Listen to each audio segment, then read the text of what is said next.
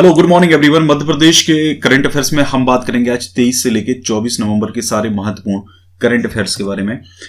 हमारी अगस्त तक की मैगजीन आ चुकी है, अगर आप लेना चाहें तो इसको ले सकते हैं। इसके साथ साथ 2500 एमसीक्यूज हैं मध्य प्रदेश सामान्य ज्ञान के। आपको ज्यादातर प्रश्न जो हैं एग्जाम में यहीं से मिल जाएंगे, ये आप ले सकते हैं। इसके अलावा मंथली हमारी मैगजीन अवेलेबल है और 6th मंथ का एडिशन भी हमारा अवेलेबल है। अगर आप लेना चाहें तो इस नंबर पर व्हाट्सएप पे क्वेरी कर सकते हैं। इसके अलावा ये कुछ और कंटेंट है हमारा साइंस का, ये भी अगर आप लेना चाहें तो आप ले सकते हैं। कल 2 प्रश्न हमने पूछे थे कि अंजुमन खुद्दाम वतन की स्थापना किसने की थी। ठीक है, तो इसका जो सही आंसर है वो है ए और बी दोनों। दूसरा प्रश्न था निम्नलिखित में से किस स्थान पर तापीय बिजली उत्पन्न नहीं की जाती है। ठीक है, तो इसका जो सही आंसर है वो है बरगी विद्युत केंद्र। ये आंसर आया है अंजुमन खुद्दाम वतन की स्थापना साकर अली खां और मौलाना मशरिकी ने की थी। अंजुमन खुद्दाम वतन की स्थापना वर्ष 1934 में भोपाल में की गई थी। वर्ष 1937 में भोपाल में ही हिंदू सभा का गठन भी किया गया था। हिंदू सभा का जो गठन है वो किया गया था मास्टर लाल सिंह, पंडित चतुर नारायण मालवीय, डॉक्टर जमुना प्रसाद, लक्ष्मी नारायण सिंघल और इनके द्वारा। ये मतलब 4 लोग थे जिनके द्वारा हिंदू सभा का गठन किया गया था। बरगी बांध का अन्य नाम जो है वो अवंतीबाई सागर परियोजना है। भारत की अगर बात करें तो कोयला के उत्पादन में विश्व में 4था स्थान है। देश के कुल कोयला भंडार का मध्य प्रदेश में करीब 25% है। सतपुड़ा विद्युत केंद्र की बात करें तो बैतूल जिले में पथारखेड़ा कोयला क्षेत्र में स्थित है। इसकी स्थापना 1967 में अमेरिका के वित्तीय सहयोग से की गई थी। इसे सारणी ताप विद्युत केंद्र के नाम से भी जाना जाता है। इसकी जो उत्पादन क्षमता है वो 1142.5 मेगावाट है। चांदनी ताप विद्युत केंद्र की स्थापना 1953 में की गई थी। नेपानगर का कागज कारखाना जो था उसको विद्युत की आपूर्ति कराने हेतु इसकी स्थापना की गई थी। इसकी प्रारंभिक उत्पादन क्षमता जो है वो 17 मेगावाट थी, लेकिन बाद में बढ़ के हो गई है 177 मेगावाट। जबलपुर विद्युत केंद्र में नर्मदा का पानी प्रयुक्त किया जाता है। उसकी उत्पादन क्षमता जो है वो 151 मेगावाट है। तो ये जो ऑप्शंस जो दूसरे थे उनका भी डिस्क्राइब इसमें किया गया है। आज के लिए आपका प्रश्न है मध्य प्रदेश में वह कौन सा पर्यटन स्थल है जहां पहाड़ी से सूर्यास्त का दृश्य अति मनोहारी दिखता है। ये आपको कमेंट करके बताना है। दूसरा प्रश्न है शारदा देवी, आल्हा ऊदल तथा संगीतक उस्ताद अलाउद्दीन खां की नगरी निम्नलिखित में से कौन सी है। ये 2 प्रश्न आपको डिटेल में कमेंट करके बताने हैं। चलिए स्टार्ट करते हैं। पहला प्रश्न है आज के मध्य प्रदेश के करंट अफेयर का। अंतरजातीय विवाह करने वाले दंपति को प्रोत्साहन स्वरूप कितनी राशि दी जाती है। तो ये जो अंतरजातीय विवाह जो होते हैं, जैसे फॉर एग्जांपल कोई सवर्ण कास्ट का है तो सवर्ण कास्ट का कोई SC से शादी कर लेता है, ठीक है, तो उनको प्रोत्साहन राशि 2 लाख रुपए की दी जाती है। ठीक है, तो मध्य प्रदेश में जो अनुसूचित जाति कल्याण विभाग है इनके द्वारा समाज में अस्पृश्यता उन्मूलन के लिए अंतरजातीय विवाह योजना को प्रोत्साहित किया जा रहा है। ठीक है, और इस योजना के अंतर्गत प्रत्येक अंतरजातीय विवाह करने वाले जो आदर्श दंपति हैं उनको प्रोत्साहन स्वरूप 2 लाख रुपए की राशि दी जाती है। पिछले वर्ष की अगर बात करें तो 742 दंपतियों को प्रोत्साहन स्वरूप करीब 15 करोड़ रुपए की राशि जो है वो उपलब्ध करवाई गई है।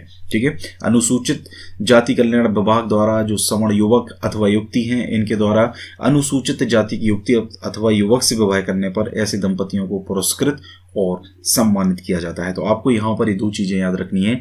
एक तो ये जो योजना है इस प्रकार की उसमें कितना अमाउंट उनको दिया जा रहा है। दूसरा है कि अभी पिछले साल कितने दंपतियों को ये राशि जो है दी गई है, 15 करोड़ रुपए की राशि उनको दी गई है। अगला प्रश्न है वामपंथी अतिवाद प्रभावित क्षेत्रों में मनरेगा के अंतर्गत 1 वर्ष में कितने दिवस का कार्य मजदूरों को दिया जाएगा। देखिए, वामपंथी अतिवाद प्रभावित क्षेत्र जो है यानी नक्सलाइट एरिया एक तरीके से आप समझ सकते हैं, उनको उनके मतलब मनरेगा के अंतर्गत अभी तक उनको 100 दिवस का कार्य जो है वो दिया जाता था, लेकिन अब इसको बढ़ा के कर दिया गया है 200 दिवस। कितना कर दिया है? 200 दिवस। मध्य प्रदेश के मुख्यमंत्री शिवराज सिंह चौहान ने भी हाल ही में घोषणा की है कि जो वामपंथी अतिवाद प्रभावित क्षेत्र हैं उनके अंतर्गत आने वाले बालाघाट जिले के बैहर, बिरसा, परसवाड़ा, लांजी विकास खंडों में मनरेगा के अंतर्गत 1 वर्ष में 100 दिवस के स्थान पर 200 दिवस का कार्य, ठीक है, मतलब 200 मानव दिवस यहां पर उनको दिए जाने हैं। इसके साथ साथ बैगा जो जनजाति है आदि अनुसूचित जनजाति वर्ग के व्यक्तियों के लिए भी स्थानीय तौर पर विशेष भर्ती अभियान चलाया जाएगा, लोकली, है ना, स्थानीय तौर पर विशेष भर्ती अभियान चलाया जाएगा। वामपंथी अतिवाद प्रभावित क्षेत्रों में रोड कनेक्टिविटी के लिए विशेष योजनाएं बनाई जाएंगी तथा ऐसे इलाकों में जहां मोबाइल नेटवर्क नहीं मिलता है वहां मोबाइल नेटवर्क को भी मजबूत किया जाएगा। इन क्षेत्रों में कौशल विशेष को बढ़ावा देने के लिए कौशल विकास कार्यक्रम भी चलाए जाएंगे। ठीक है, साथ ही साथ इन क्षेत्रों के जो स्थानीय उत्पाद हैं उनको बाजार में उपलब्ध करवाने की व्यवस्था भी सरकार करेगी। सरकार के द्वारा ये व्यवस्थाएं, इतनी व्यवस्थाएं जो है करी जाएंगी। मध्य प्रदेश के जो मुख्यमंत्री हैं शिवराज सिंह चौहान, उन्होंने अभी इस प्रकार की घोषणाएं जो है वो करी हैं। अगला प्रश्न है, गौ संरक्षण संवर्धन के लिए मंत्रिपरिषद समिति की प्रथम बैठक का आयोजन कब किया गया? तो ये गौ संरक्षण और संवर्धन के लिए जो मंत्रिपरिषद की प्रथम बैठक है इसका आयोजन करा गया है 22 नवंबर 2020 को। और ये मंत्रिपरिषद समिति की गौ संरक्षण और संवर्धन के लिए पहली बैठक थी जिसका आयोजन 22 नवंबर 2020 को किया गया। डेट बहुत महत्वपूर्ण है, ये डेट याद रख लीजिएगा। गौ संरक्षण संवर्धन के लिए जो मंत्रिपरिषद की समिति गठित हुई है उसने कुछ निर्णय भी लिए हैं बैठक में। उनमें से कुछ निर्णय जो है जो इंपॉर्टेंट है वो मैं आपको बता रहा हूँ। इसमें देखिए, आगर मालवा जिले में जो आपका गौ अभयारण्य है सालरिया में, इसमें कृषि विज्ञान केंद्र की तर्ज पर, ठीक है, पशु चिकित्सा एवं पशुपालन विज्ञान केंद्र की स्थापना की जाएगी जो नानाजी देशमुख पशु चिकित्सा विज्ञान विश्वविद्यालय जबलपुर के माध्यम से की जाएगी। मतलब इसके अंतर्गत, ठीक है, इसके अंतर्गत ये आपका रहेगा पशु चिकित्सा एवं पशुपालन विज्ञान केंद्र। ठीक है, मध्य प्रदेश में 4 वर्णित गौ नस्लें हैं जिनमें आपकी मालवी, निमाणी, केनकथा और गौलो। ठीक है, 4 प्रमुख नस्लें मध्य प्रदेश में पाई जाती हैं। इनके संरक्षण संवर्धन की कार्य योजना भी बनाई जाएगी। इनके द्वारा दुग्ध उत्पादन बढ़ाने के लिए भी ये योजना बनेगी। ठीक है, इसके अलावा वन विभाग के अंतर्गत जो बिगड़े वन हैं उनमें चारागाह का विकास किया जाएगा। चारे का उत्पादन बढ़ाकर चारा जो है वो गौशालाओं में भेजा जाएगा। ये कुछ प्रमुख ऐसे निर्णय जो है वो इससे रिलेटेड आपके लिए गए। अगला प्रश्न है, किस प्रदेश में गौ संवर्धन एवं गौ संरक्षण के लिए गौ सेवा कर लगाया जाएगा? यानी काउ सेस। ठीक है, काउ सेस लगाया जाएगा। उपकर, एक सेस मतलब होता है आपका उपकर, एक उपकर लगाया जाएगा। ठीक है, ये मध्य प्रदेश सरकार के द्वारा इसको लगाए जाने का निर्णय लिया है।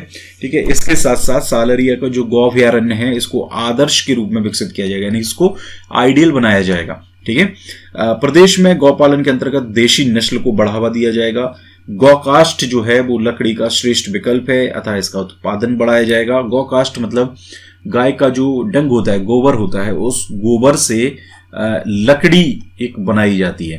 ठीक है, जिसका उपयोग काफी किया जा रहा है आजकल। साथ ही गाय के दूध से निर्मित विभिन्न सामग्रियों, गोबर और गौमूत्र से बने उत्पादों को भी बढ़ावा दिया जाएगा।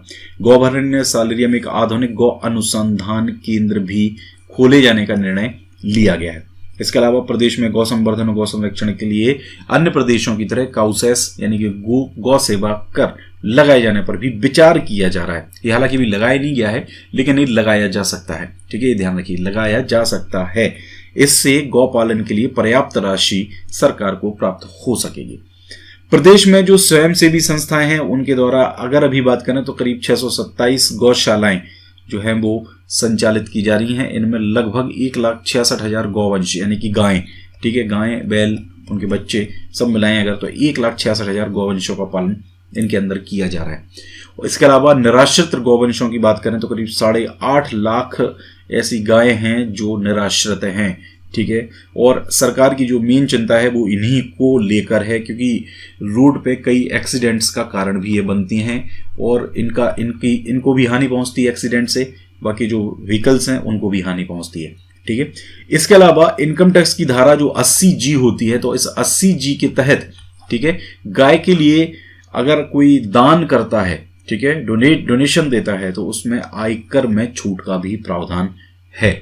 ठीक है, तो इतनी चीजें आपको यहाँ पर पता होनी चाहिए। अगला प्रश्न है, मध्य प्रदेश राज्य घुड़सवारी अकादमी के कितने घुड़सवारों ने जूनियर राष्ट्रीय घुड़सवारी प्रतियोगिता के लिए क्वालिफाई कर लिया है? तो जूनियर राष्ट्रीय घुड़सवारी प्रतियोगिता के लिए टोटल जो क्वालिफाई हुए हैं वो 14 हैं। 14 घुड़सवार मध्य प्रदेश राज्य घुड़सवारी अकादमी के उन्होंने अभी क्वालिफाई किया है। मध्य प्रदेश राज्य की जो घुड़सवारी अकादमी है भोपाल में है।